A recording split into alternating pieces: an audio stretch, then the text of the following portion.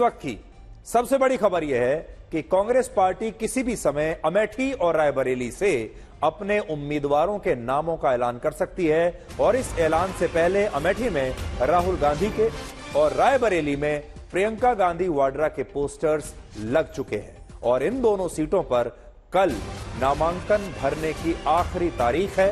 कल आखिरी दिन है और कल भी दोपहर 3 बजे तक ही नामांकन भरे जा सकते हैं और अब पूरा देश यह जानना चाहता है कि इस बार राहुल गांधी अमेठी से चुनाव लड़ेंगे या नहीं।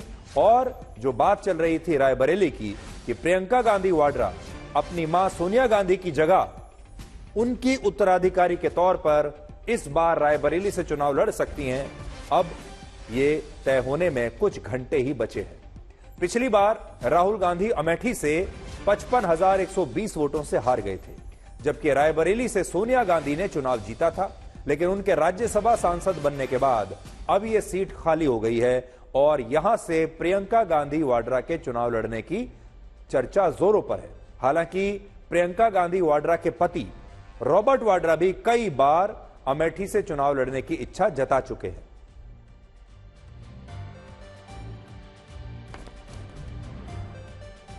और इस समय हम सीधे आपको ग्राउंड पर लेकर चलेंगे। लखनऊ से हमारे साथ मौसमी सिंह है और रायबरेली से समर्थ श्रीवास्तव मेरे साथ लाइव जुड़ गए हैं, जो आपको बताएंगे कि राहुल गांधी और प्रियंका गांधी वाड्रा चुनाव लड़ रहे हैं या नहीं। मौसमी, पूरा देश यह जानना चाहता है कि आखिर अमेठी और रायबरेली को लेकर यह इतना सस्पेंस क्यों रखा जा रहा है और क्या ये दोनों भाई बहन चुनाव लड़ रहे हैं या नहीं। देखिए, सस्पेंस इसलिए रखा जा रहा है सुधीर, क्योंकि कहीं ना कहीं ये साफ है कि जो स्क्रीनिंग कमेटी ने कहा, जो सेंट्रल इलेक्शन कमेटी ने कहा, या जो पार्टी में विचार है उससे मेल नहीं खाते वो राहुल गांधी और प्रियंका गांधी जो सोचते हैं। यानी कि कोई मतभेद जरूर है। जिस तरह से लगातार ये मामला सीईसी में आखिरी जो फाइनल वर्ड है वो कांग्रेस अध्यक्ष मल्लिकार्जुन खड़गे पर छोड़ दिया गया था, लेकिन उसके बाद भी 4-5 दिन बीत गए हैं। बताया जा रहा है कि खड़गे साहब बातचीत कर रहे हैं। अगर वो पार्टी के अध्यक्ष है तो उनको फैसला ले लेना चाहिए था, लेकिन वो अभी तक हुआ नहीं। और आलम यह है कि 3 बजे तक कल नामांकन है। अब तो कांग्रेस के जितने नेता हैं, चाहे वो स्थानीय नेता हो, वो तो नामांकन दाखिल करने से भी डर रहे हैं। कह रहे हैं कि अगर मुझे कहा गया तो मैं नहीं दाखिल करूंगा, क्योंकि अमेठी में कांग्रेस के कार्यकर्ताओं का गुस्सा मुझे झेलना पड़ेगा और मामला हाथ से बाहर निकल चुका है। तो एक तरफ एक बड़ा धड़ा कांग्रेस का यह मानता है कि भद पिट रही है पार्टी की और ये पूरी कंफ्यूजन से पार्टी को बहुत नुकसान पहुंच रहा है। जी, समर्थ के पास चलते हैं। रायबरेली, समर्थ, रायबरेली से आपके पास क्या खबर है? मैंने ऐसा सुना कि रायबरेली में और अमेठी में दोनों जगह ही पोस्टर्स लगने शुरू हो गए हैं, एक जगह राहुल के, दूसरी जगह प्रियंका के। और रायबरेली से कांग्रेस क्या सोच रही है?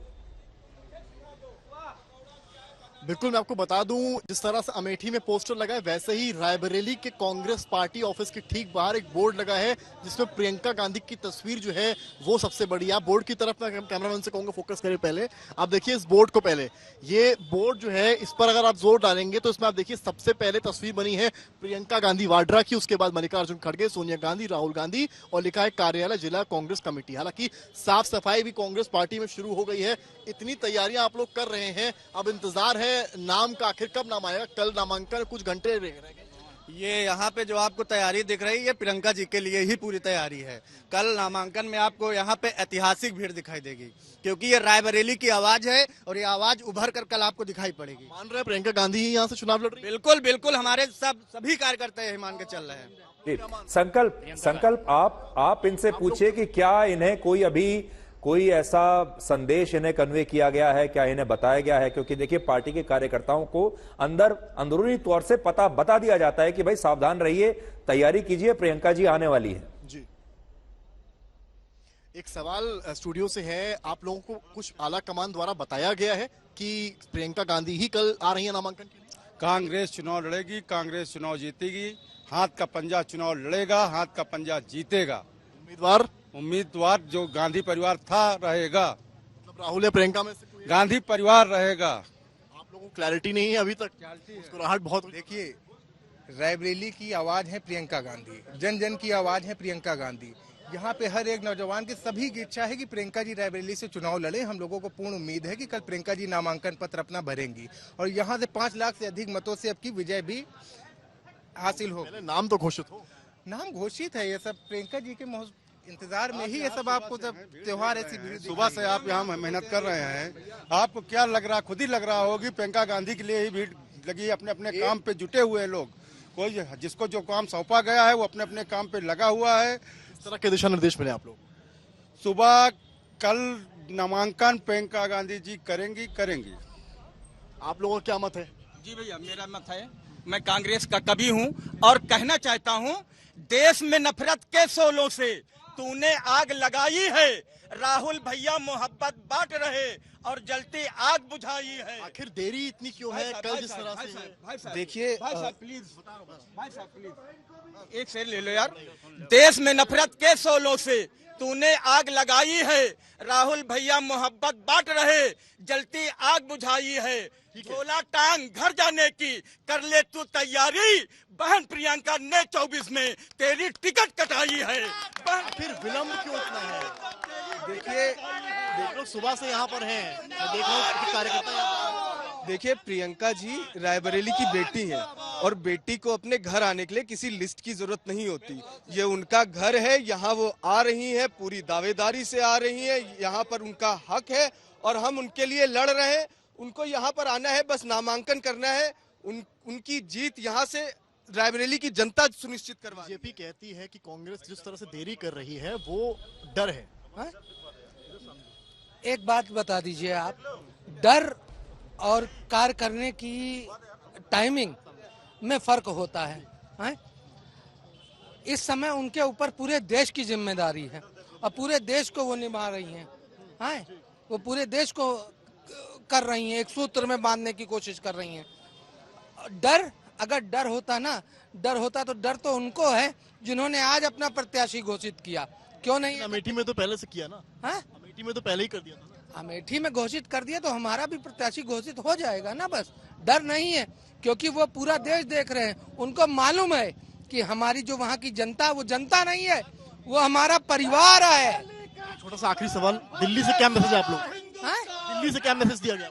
मैसेज बस सही है, गांधी परिवार आएगा बस। आपने सुना किस तरह से इनका कहना है। कार्यकर्ताओं का यहाँ पर नारे जरूर लग रहे हैं राहुल और प्रियंका के नाम के, लेकिन एक ही बात कह रहे हैं कि गांधी परिवार से कोई रायबरेली से लड़ने वाला है। अब वो प्रियंका गांधी होंगी या राहुल गांधी, ये वक्त बताएगा, लेकिन कार्यकर्ता ये चाहते हैं कि वो प्रियंका गांधी हो।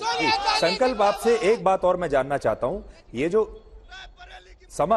समर्थ मैं आपसे एक बात ये जानना चाहता हूं कि जो पीछे आप बोर्ड दिखा रहे हैं जिसमें प्रियंका गांधी वाड्रा की तस्वीर है, क्या ये बोर्ड आज ही लगा है? मतलब ये नया लगा है या पहले से लगा हुआ है? देखिए, ये बोर्ड पहले था, लेकिन आज सुबह से ये बोर्ड यहाँ दोपहर से नहीं था। इसकी साफ सफाई की गई है और दोबारा इसको यहाँ पर लगाया गया है। कार्यकर्ता हालांकि ये कह रहे हैं कि नया बोर्ड है और साफ सफाई भी कराई गई है, ऐसा यहाँ कार्यकर्ताओं का दावा। एक बार इनसे सवाल भी ले लेता हूं। कांग्रेस पार्टी की साफ सफाई भी बहुत कराई गई है। जी जी जी समर्थ, इसमें प्रियंका गांधी वाड्रा की ऐसी जो बड़ी तस्वीर है पहले से थी या अभी लगी है? बिल्कुल, यहाँ पर जो कार्यकर्ता हैं वो ये बता रहे हैं कि ये तस्वीर पहले थी, लेकिन आज जब से ये इस तरह की खबरें आई कि प्रियंका गांधी यहाँ से चुनाव लड़ सकती हैं, इस बोर्ड को भेजा गया था साफ सफाई के लिए और उसके बाद एक नए तरीके से यहाँ पर बोर्ड लगाया गया। मैं एक सवाल छोटा सा ले भी लेता हूँ उनसे। साफ सफाई का आज सुबह से कार्य चल रही है, आप लोग कहीं ना कहीं उत्साह में भी हैं, क्या तैयारी है? पूरी तरह पूरे रायबरेली जिले की जनता उत्साह में है, पूरी तरह एकदम तैयारी कर रखी है। वगैरह भी नया, एकदम बोर्ड वगैरह नया, बोर्ड वगैरह नया यहाँ हमेशा रहता है, कोई दिक्कत नहीं। प्रियंका गांधी के घर है यहाँ सब लोग बिल्कुल तैयारी कर रखा है स्वागत के लिए। आप अभी से रात भर देखिए यहाँ कितनी भीड़ इकट्ठा हो जाती है, जैसे ना हो, जैसे ईद नहीं होती है, होली नहीं होती, दिवाली उस तरह मनाया जाएगा यहाँ पर। बिल्कुल तैयारी फुल है और लाखों की तादाद। कहीं अगर नाम बदल गया, नाम बदल, गांधी परिवार से नाम बदलने कोई चिंता की बात नहीं है। कांग्रेस पार्टी कोई भी आएगा उसको रिकॉर्ड मतों से जिताया जाएगा, सबकी जमानत जब्त हो जाएगी, ये समझ लीजिए आप। जी, आपने सुना यहाँ पर फिलहाल जो कार्यकर्ता है वो उत्साह में भी हैं और आत्मविश्वास में भी हैं। जी जी जी समर्थ, हम आपके पास लौटते हैं, एक बार मौसमी के पास चलते हैं। मौसमी, रायबरेली से तो अभी हमने देख लिया कार्यकर्ता बड़े जोश में है, लेकिन अभी भी किसी के पास कोई साफ संदेश नहीं है कि कौन चुनाव लड़ रहा है। ये रणनीति जो है कि आखिरी दिन तक, आप देखिए कल तो आखिरी दिन है, कल तो पता चल ही जाएगा, कुछ घंटे में पता चल जाएगा। क्या आपको ऐसा लगता है कि राहुल गांधी और प्रियंका गांधी वाड्रा असल में नहीं लड़ना चाहते, रिलक्टेंट हैं यहां से चुनाव लड़ने में? बिल्कुल, देखिए सुधीर, उसमें कई पेच है। एक पेच तो ये है कि अगर राहुल गांधी लोकसभा चुनाव लड़ते हैं, प्रियंका गांधी भी लड़ती हैं, सोनिया गांधी राज्यसभा से चली गई हैं, तो 3 लोग संसद में एक ही परिवार के होंगे, तो कहीं ना कहीं बीजेपी के आरोपों को और बल मिलेगा। दूसरी बात यह है कि प्रियंका गांधी पहले महासचिव रह चुकी है उत्तर प्रदेश की, काफी खराब प्रदर्शन विधानसभा चुनावों में रहा था, और एक बार फिर से कहते हैं life has come full circle, तो क्या वो सियासी रण में अगर उतरती हैं तो इस तरह उतरना चाहिए, और अगर उनको पहले से पता होता या पहले से तैयारी करती, वही प्रियंका का स्टाइल है कि रायबरेली जाती, क्योंकि प्रियंका गांधी, आपको वो याद हो तो 1999 से लगातार पहले सोनिया गांधी की उन्होंने पूरी कैंपेन को संभाला। कैप्टन सतीश शर्मा को रायबरेली में जब उतारा गया तब उन्होंने खुद प्रचार किया, और एक काफी उनका एक भाषण प्रचलित हुआ था जिसकी वजह से कहा गया कि कैप्टन सतीश शर्मा जीत गए धारा के विपरीत। तो इस तरह से प्रियंका गांधी के लिए अमेठी रायबरेली की सियासत नई नहीं है। राहुल गांधी का लगातार कैंपेन वो हैंडल करती आई, तो ये भी कहा जा रहा है कि प्रियंका गांधी को लास्ट मोमेंट इस तरह से एंट्री करना नागवार गुजर रहा है, और उनको उनकी अंतरात्मा को ये नहीं, उनको लगता है कि फोकस उनको कैंपेन में करना चाहिए पूरे देश भर में। और तीसरी बात यह है कि वायनाड से राहुल गांधी चुनाव लड़े हैं, दूसरी बार लड़े हैं, उन्होंने कमिटमेंट दे दी है वायनाड की जनता को कि हम यहाँ पे परिवार की तरह रहेंगे। उनको लगता है कि मुसीबत के समय में जब पूरे 2019 के चुनाव में पूरा बट्टा बैठ गया था कांग्रेस का, वो अमेठी से हार गए थे, तब वायनाड में मुश्किल घड़ी में उनका साथ निभाया, तो राहुल गांधी वायनाड नहीं छोड़ना चाहते।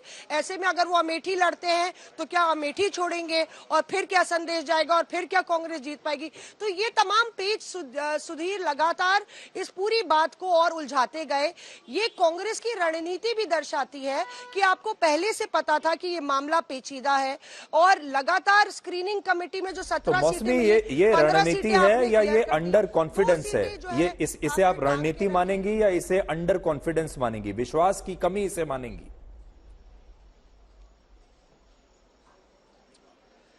मुझे लगता है कि एक तरफ कहीं ना कहीं जब आप देखें कि चुनाव की शुरुआत हुई तो कांग्रेस की शुरुआत स्लो मोशन में रही। वो बीजेपी की गलतियों पर उसको लगा कि बीजेपी की गलतियों पर हम अपने आप को आगे लॉन्च करेंगे, और कहीं ना कहीं एक जिस तरह से इंडिया ब्लॉक भी आपने देखा कि तितर बितर नजर आया, भारत जोड़ो न्याय यात्रा में राहुल निकल गए।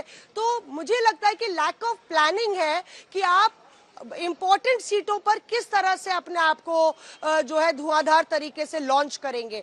आप यकीन मानिए कि समाजवादी पार्टी के इतने नेता मुझे फोन करके पूछ रहे हैं कि ये लोग क्या करने वाले हैं, क्योंकि इससे तो बड़ा खराब संदेश जाएगा, और हम लोग एक अच्छा चुनाव उत्तर प्रदेश में लड़ रहे हैं, उस पर इसका इम्पैक्ट होगा। तो जो आपके साथ दल रहे, ये भी मुझे पता चला कि लगभग 150 गाड़ियों का रोड शो करने की इजाजत कांग्रेस ने मांगी है, और बहुत बड़ा रोड शो कल अमेठी में होने वाला है। तो ये रोड शो इतना बड़ा आखिर फिर किसके लिए हो सकता है अगर राहुल गांधी नहीं लड़ेंगे तो?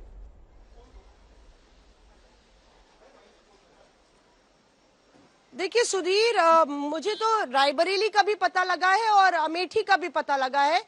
दोनों रोड शोज मैंने 2019-14 में और पहले भी कवर किए हैं, और एक प्रोटोकॉल के तहत 150 गाड़ियां बुलाई जाती है, 5000 लोगों को बोला जाता है, सब कांग्रेस कार्यकर्ता आए, तो उसी तरीके का कोई उसमें अंतर नहीं है। तो जाहिर तौर पे ये सवाल कयास खड़े करता है कि गांधी परिवार का ही कोई सदस्य आ रहा है, पर अभी जो मौजूदा परिस्थिति है उसमें सिर्फ एक सदस्य ही अमेठी या रायबरेली में आएगा, ऐसा मुझे लगता है। हालांकि अभी अगर रिलीज नहीं हुई है लिस्ट, मुझे किसी नेता ने कहा था कि 9 बजे के आसपास लिस्ट आ जाएगी, तो और कांग्रेस के एक मीडिया ग्रुप में भी ये मैसेज डाला गया कि जल्द आ रही है कांग्रेस की लिस्ट। तो अगर रिलीज नहीं हुई है तो फिर उसमें फुल स्टॉप और कॉमा लग रहा है उस लिस्ट में। सवाल यह है कि क्या प्रियंका नहीं तैयार है, क्या राहुल दोनों नहीं तैयार हैं। और ऐसे में क्या संदेश आप बीजेपी के खिलाफ रण में ना उतरकर देना चाहते हैं? अगर शर्त लगानी हो मौसमी, आप तो इतने वर्षों से कांग्रेस पार्टी को कवर कर रही हैं, अगर शर्त लगानी हो तो आप किस पर अपनी शर्त लगाएंगी, राहुल पर या प्रियंका पर?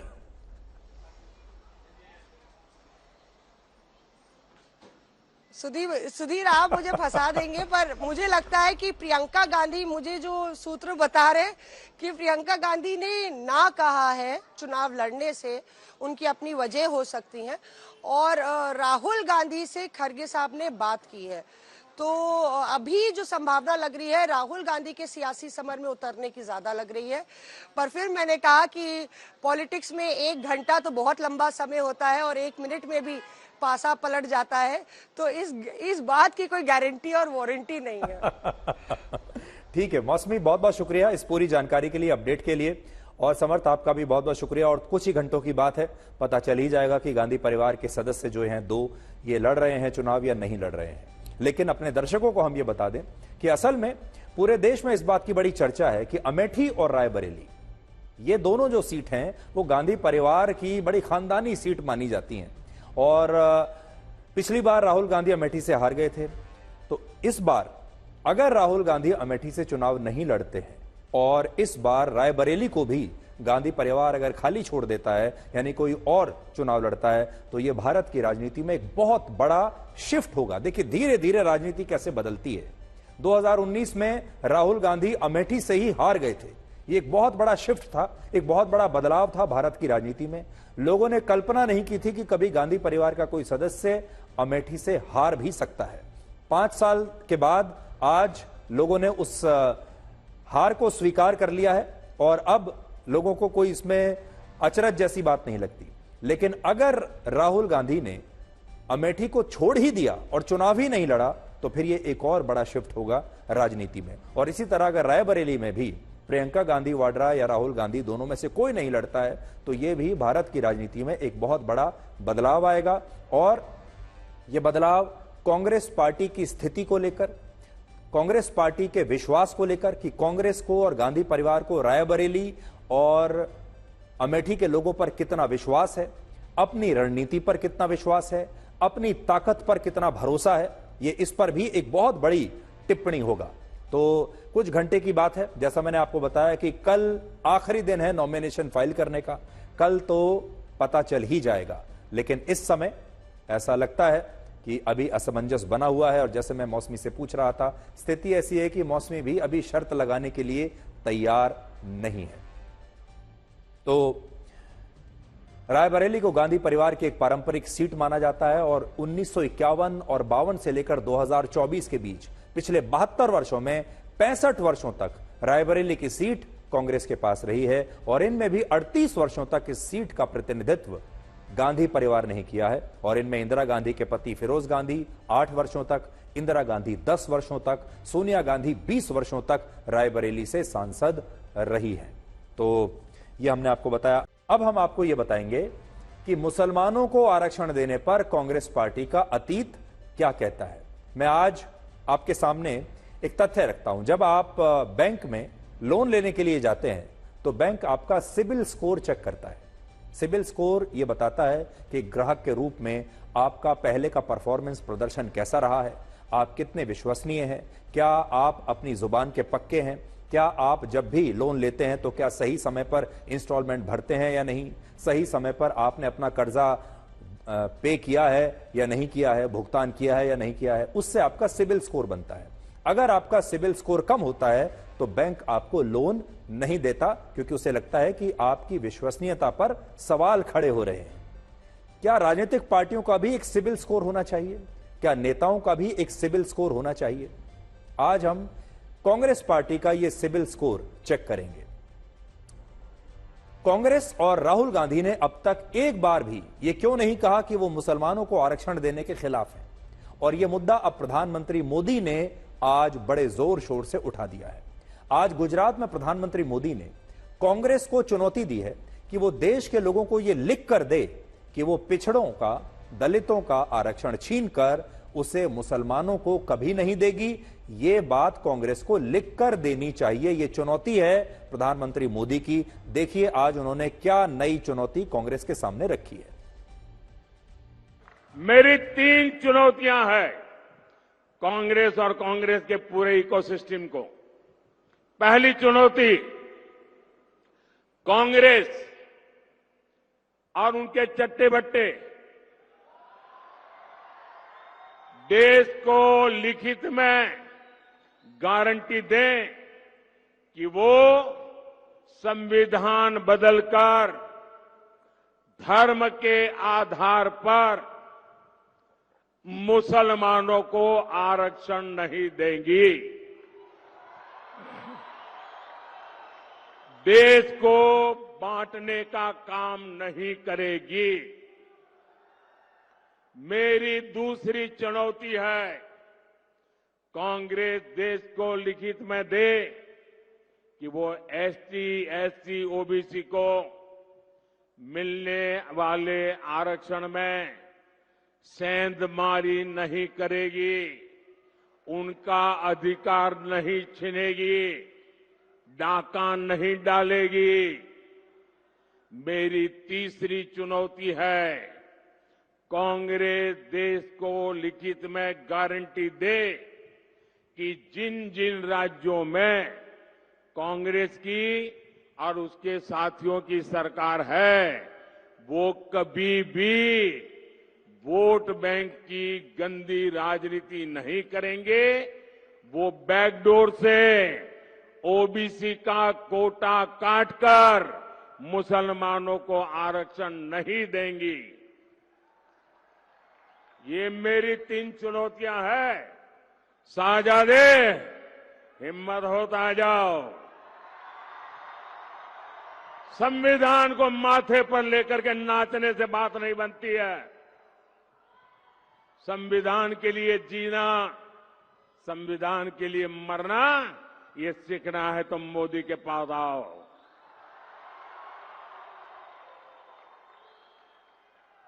मैं जानता हूं कांग्रेस मेरी ये चुनौती नहीं स्वीकार करेगी, क्योंकि इसकी नीयत में खोट है।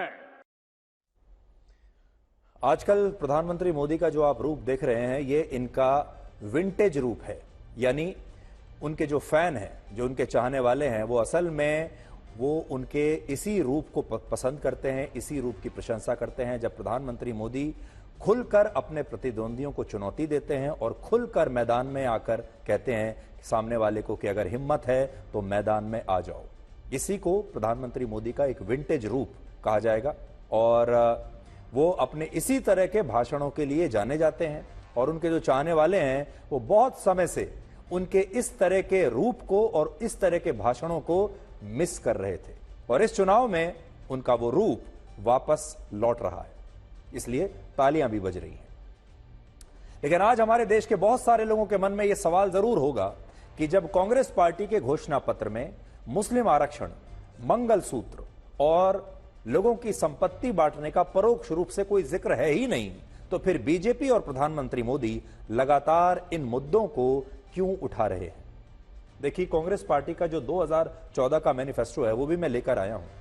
इसमें मुसलमान शब्द तो नहीं है, घोषणा पत्र में कहीं उन्होंने मंगलसूत्र का भी जिक्र नहीं किया है, लेकिन बहुत सारी चीजें ऐसी हैं जो अगर आप उन्हें जोड़कर देखेंगे तो आपको कांग्रेस पार्टी का सिविल स्कोर समझ में आ जाएगा। मैंने खुद कांग्रेस पार्टी के इस घोषणा पत्र को कई बार पढ़ा है और मुझे भी इसमें मुस्लिम और मंगलसूत्र जैसे शब्द कहीं नहीं मिले। और इस घोषणा पत्र को देखकर हर कोई यही सोचेगा कि मुस्लिम और मंगलसूत्र की ये जो बातें हैं ये आखिर कहां से आ रही है। लेकिन एक बहुत बड़ा लेकिन है। लेकिन जब आप इस घोषणा पत्र को हटाकर इसको थोड़ी देर के लिए हटा दीजिए और पूर्व में हुई घटनाओं को देखेंगे, पुराने घोषणा पत्रों को देखेंगे। अब देखिए, इस हाथ में मेरे पुराने घोषणा पत्र हैं कांग्रेस पार्टी के और इस हाथ में नया घोषणा पत्र है। सिर्फ शब्दों का खेल है। इस बार बहुत स्मार्टली शब्दों के साथ खेल किया गया है और इनमें साफ साफ लिखा गया है। ये साफ साफ वाले मैनिफेस्टो हैं जहां साफ लिखा है। ये थोड़ा सा ऐसा है जहां धुंधली भाषा में लिखा है, जिसका मतलब तो वही है, लेकिन आप शायद समझ नहीं पाएंगे। यानी कह भी दिया और लिखा भी नहीं।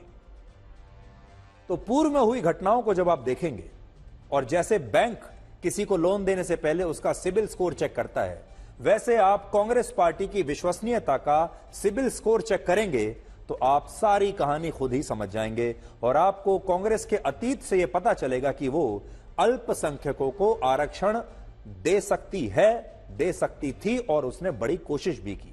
यह संभव है कि कांग्रेस अल्पसंख्यकों को आरक्षण दे, और इस बात के बहुत सारे सबूत आज मैं लेकर आया हूं। यूपीए सरकार के दौरान कांग्रेस पार्टी ने 5 बार अल्पसंख्यकों और मुसलमानों को आरक्षण देने का प्रयास किया था। यह सच्चाई है, यह फैक्ट है। वर्ष 2009 के घोषणा पत्र में कांग्रेस पार्टी ने लिखा कि जैसे उसने केरल, कर्नाटक और आंध्र प्रदेश में सामाजिक और आर्थिक रूप से पिछड़े हुए अल्पसंख्यकों को सरकारी नौकरियों और शिक्षण संस्थानों में आरक्षण दिया है, ठीक वैसे ही वो पूरे देश में अल्पसंख्यकों को आरक्षण देने के लिए प्रतिबद्ध है। और कांग्रेस ने इस वादे में अल्पसंख्यक शब्द का प्रयोग किया था, जबकि केरल, कर्नाटक और आंध्र प्रदेश में उसने मुसलमानों को आरक्षण दिया था। अब मैं आपको पढ़कर कुछ सुनाना चाहता हूं, देखिए, ध्यान से सुनिएगा मेरी बात। यह 2009 का चुनाव से पहले, वर्ष 2009 के चुनाव से पहले कांग्रेस पार्टी का मैनिफेस्टो है, जो मैं आज अपने साथ लेकर आया हूं। अब ध्यान से सुनिए इसमें क्या लिखा है। इसमें लिखा है, the Indian national Congress has pioneered reservations for minorities in Kerala, Karnataka and Andhra Pradesh in government employment and education on the basis of their social and economic backwardness. We are committed to adopt this policy at the national level. आप समझ गए? हिंदी में भी रूपांतर आपके सामने है। कांग्रेस ने साफ लिखा है कि हमने अल्पसंख्यकों के लिए केरल, कर्नाटक और आंध्र प्रदेश में रिजर्वेशन की शुरुआत की है, आरक्षण की शुरुआत की है, और सरकारी नौकरियों में और शिक्षा में हम अल्पसंख्यकों को आरक्षण दे रहे हैं इन 3 राज्यों में। लेकिन आगे बढ़ने से पहले आपको बता देते हैं, इन 3 राज्यों में, कर्नाटक, आंध्र प्रदेश, केरल में, कांग्रेस ने मुसलमानों को आरक्षण दिया धर्म के आधार पर। फिर आगे वो लिखते हैं, वी आर कमिटेड, हम वचनबद्ध हैं कि हम इस योजना को राष्ट्रीय स्तर पर भी लागू करेंगे। 2009 का घोषणा पत्र है, कांग्रेस पार्टी का है, और वही मैं आपको पढ़कर सुना रहा हूं। ये 2009 का आपने देख लिया, जिसमें वो साफ कह रहे हैं कि 3 राज्यों में जो हमने रिजर्वेशन दिया है, अब हम राष्ट्रीय स्तर पर उसे देंगे। साफ साफ लिखा है। अब देखिए 2014 अगला चुनाव। 2009 का चुनाव तो कांग्रेस जीत गई थी और यूपी की सरकार दोबारा आई। 2014 के चुनाव में, वर्ष 2014 के घोषणा पत्र में भी कांग्रेस ने इसी वादे को दोहराया और यह कहा कि उसने अल्पसंख्यकों को आरक्षण देने के लिए कई कदम उठाए हैं, और अगर देश में फिर से कांग्रेस की सरकार बनी तो अल्पसंख्यकों को आरक्षण देने के लिए कानून जरूर बनाया जाएगा। और कांग्रेस पार्टी ने यह वादा तब किया था जब पार्टी के अध्यक्ष स्वयं सोनिया गांधी थीं, और सोनिया गांधी की अध्यक्षता में कांग्रेस चुनावों में देश के अल्पसंख्यकों को आरक्षण देने का वादा कर रही थी। और अगर आप इस बारे में इस घोषणा पत्र को अगर देखेंगे तो इसमें भी यह लिखा है कि कांग्रेस यह सुनिश्चित करेगी कि भारत के अल्पसंख्यकों को सरकारी नौकरी, शिक्षा और दूसरे क्षेत्रों में उचित हिस्सेदारी मिले। और यह बात सब समझते हैं कि किसी भी चीज को सुनिश्चित करने के लिए कानून ही बनाया जाता है, वरना आप खुद सोचिए कि कांग्रेस सरकारी नौकरियों में अल्पसंख्यकों की उचित भागीदारी को सुनिश्चित कैसे करेगी। एक शब्द होता है प्रोत्साहन, वो तो लिखा जा सकता है कि हम प्रोत्साहित करेंगे, लेकिन सुनिश्चित तो तभी होता है जब आप कानून बनाकर यह सुनिश्चित करते हैं। अब मैं जरा आपको पढ़कर सुनाता हूं 2014 का ये घोषणा पत्र मैं अपने साथ लाया हूं। देखिए, the Congress led UPA government has taken steps to address the conditions of backward minorities by aiming to provide them reservation in educational institutions and in government employment. साफ लिखा हुआ है कि जो माइनॉरिटीज हैं उन्हें सरकारी नौकरियों में, सरकारी संस्थानों में और शिक्षा में आरक्षण दिया जाएगा। We will pursue this matter closely in court and ensure the policy is implemented through proper legislation. Proper legislation का मतलब होता है कि हम कानून बनाकर कानूनी रूप से इसे हम लागू करेंगे। और क्योंकि कांग्रेस ने 2014 तक कई बार यह कोशिश की कि वो इस आरक्षण को मुसलमानों के लिए कानूनी रूप से लागू करें और हर बार अदालतों में ये बात अटक गई, इसलिए उन्होंने खास तौर पर लिखा है कि हम इस मामले को कोर्ट में भी लगातार फॉलोअप इसका करेंगे।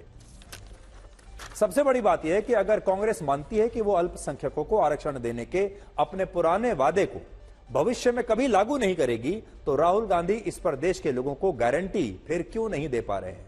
सच्चाई यह है कि जब आप एक नहीं दो बार अपने मैनिफेस्टो में एक वादा कर चुके हैं और तीसरी बार मैनिफेस्टो में भी आपने अलग शब्दों में वादा किया है, तो आप लिख कर देंगे कैसे।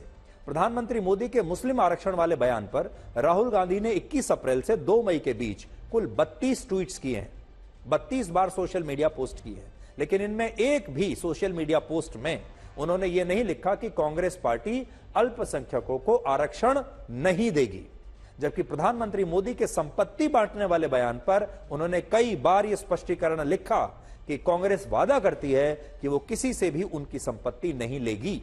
लेकिन यह बात राहुल गांधी ने मुस्लिम आरक्षण को लेकर अभी तक ना तो कही है ना लिखी है। यानी उन्होंने ये तो गारंटी दे दी कि हम आपकी संपत्ति नहीं लेंगे, लेकिन यह गारंटी नहीं दे रहे हैं कि हम पिछड़ों का आरक्षण काटकर मुसलमानों को नहीं देंगे।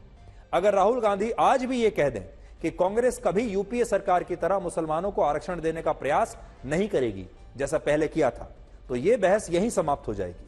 लेकिन वो ऐसा नहीं कह रहे हैं और इसी वजह से प्रधानमंत्री मोदी कांग्रेस की मंशा पर लगातार हर रैली में सवाल उठाते जा रहे हैं, क्योंकि मुस्लिम आरक्षण के मुद्दे पर कांग्रेस का सिविल स्कोर काफी लो है, काफी खराब है।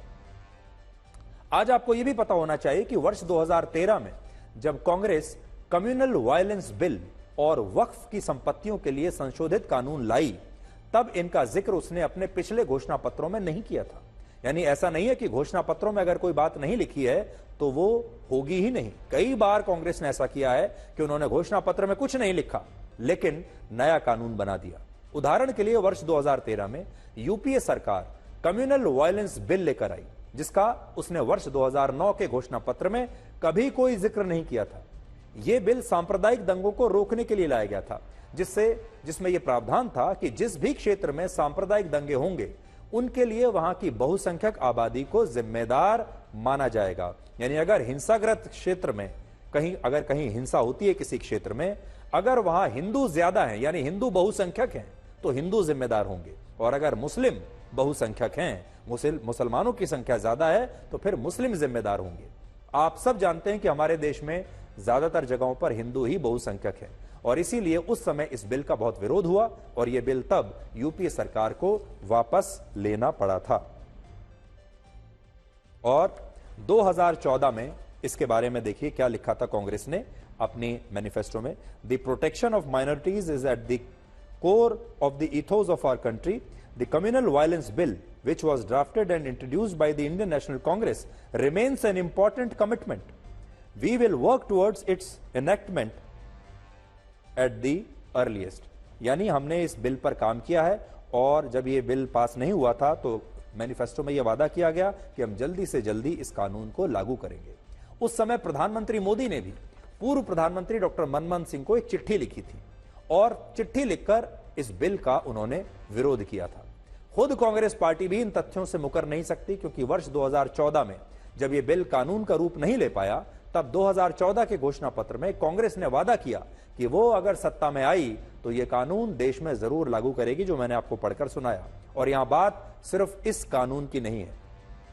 यूपीए सरकार ने वर्ष 2013 में ही वक्फ कानून बनाया और इसका भी उसने पिछले चुनाव में परोक्ष रूप से कोई वादा नहीं किया था, ना जिक्र किया था। लेकिन 2013 में कांग्रेस ये कानून लाई और संपत्तियों को लेकर वक्फ बोर्ड को पहले से ज्यादा अधिकार दे दिए गए और इस कानून में यह प्रावधान डाला गया कि वक्फ बोर्ड यह तय कर सकता है कि देश में कौन सी जमीन उसकी है और कौन सी नहीं। वक्फ बोर्ड वो संस्था है जो उन संपत्तियों की देखरेख करता है जिन्हें अल्लाह की संपत्ति माना जाता है। उदाहरण के लिए अगर किसी व्यक्ति ने वक्फ को अपनी जमीन दान में दे दी तो वो जमीन अल्लाह की हो जाती है और हमेशा के लिए वक्फ बोर्ड उस संपत्ति का मालिक बन जाता है। और अगर वक्फ को लगता है कि कोई सरकारी जमीन कभी उसके द्वारा इस्तेमाल हुआ करती थी तो वो उस जमीन पर भी अपना दावा कर सकता है। और यही वजह है कि आज देश में न जाने ऐसे कितने मामले हैं जिनमें लोगों की निजी संपत्ति, सरकारी जमीनें, नगर निगम के बिल्डिंग्स, इमारतें, पार्क, तालाब और यहां तक कि अदालतों की जमीन पर भी वक्फ अपना दावा कर चुका है और आज भी करता रहता है।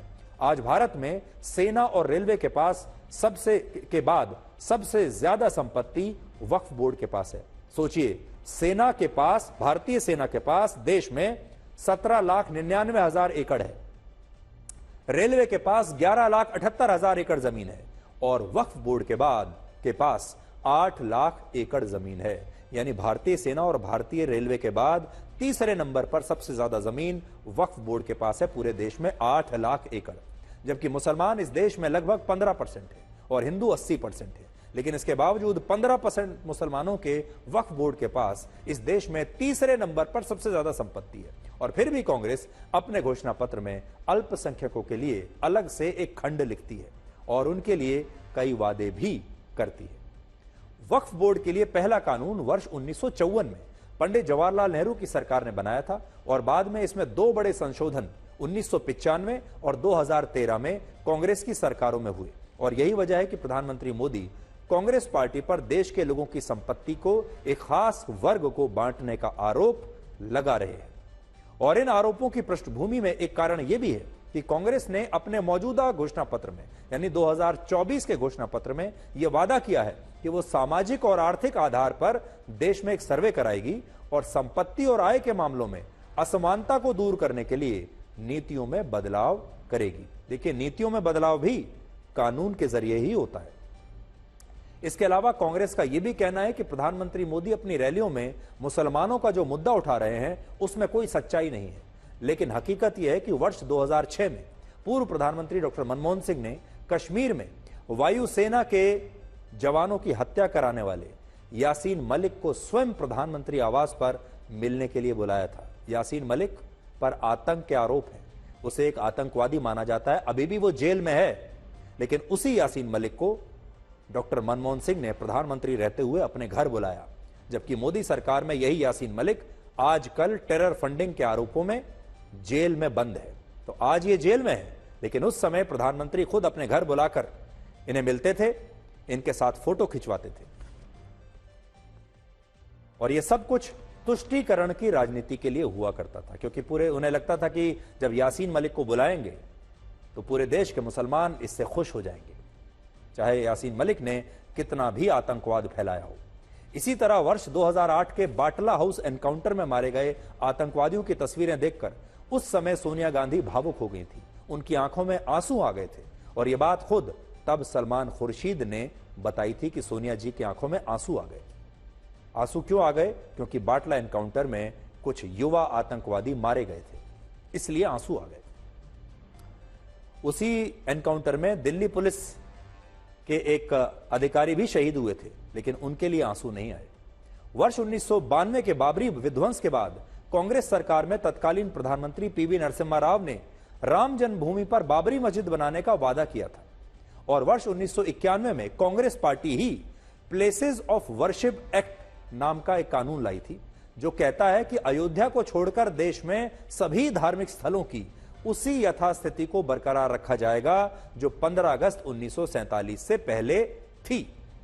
और यह कानून आज मथुरा और काशी जैसे मामलों में मंदिरों के स्थान पर बनी मस्जिदों को कानूनी अधिकार देता है और इसी कानून को आधार बनाकर आज मुस्लिम पक्ष अदालतों में कानूनी लड़ाई लड़ रहा है। इसका मतलब यह था कि अगर 15 अगस्त 1947 तक किसी मंदिर के ऊपर अगर मस्जिद बनी हुई है तो फिर वो मस्जिद ही रहेगी, और इसका एक ही अपवाद था, वो था राम जन्मभूमि। सोचिए, इस अतीत के बावजूद आज कांग्रेस ये कह रही है कि उस पर प्रधानमंत्री मोदी मुस्लिम तुष्टीकरण के झूठे आरोप लगा रहे हैं, और कांग्रेस ने अपने घोषणा पत्र में ऐसा कोई वादा नहीं किया है। अब देखिए, मैं आपको कांग्रेस का इस बार का एक घोषणा पत्र जो 2024 का है, भाषा कैसे बदल गई लेकिन मंशा वही है, वो भी आपको बताता हूं।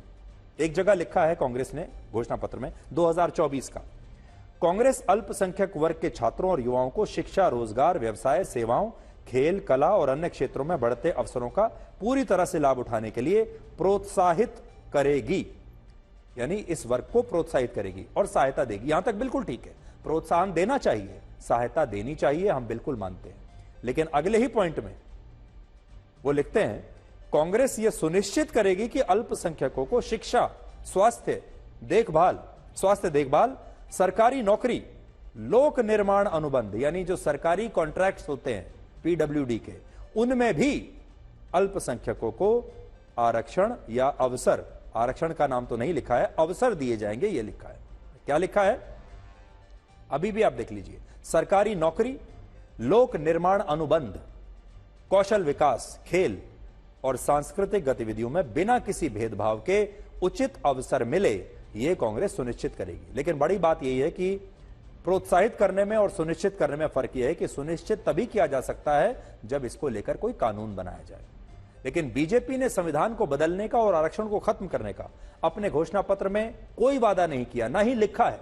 लेकिन फिर भी राहुल गांधी ये आरोप लगाते हैं कि आज भी लगा रहे हैं, और आज भी कर्नाटक में उन्होंने कहा कि अगर बीजेपी की सरकार फिर से आई तो देश में आरक्षण समाप्त हो जाएगा। संविधान में साफ लिखा है कि हिंदुस्तान में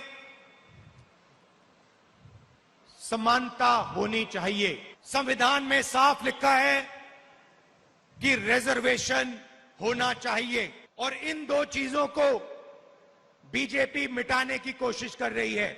वो नहीं चाहते कि रिजर्वेशन हो, और वो संविधान को जड़ से उठाकर फेंकना चाहते हैं, खत्म करना चाहते हैं। आखिर में हम आपसे यही कहना चाहते हैं कि आप जिस भी पार्टी को वोट देते हैं या जिस भी पार्टी के समर्थक हैं, उन पार्टियों के घोषणा पत्रों को बहुत ध्यान से पढ़िए। एक एक शब्द को आपको ध्यान से पढ़ना चाहिए, एक नहीं कई बार घोषणा पत्रों को पढ़ना चाहिए।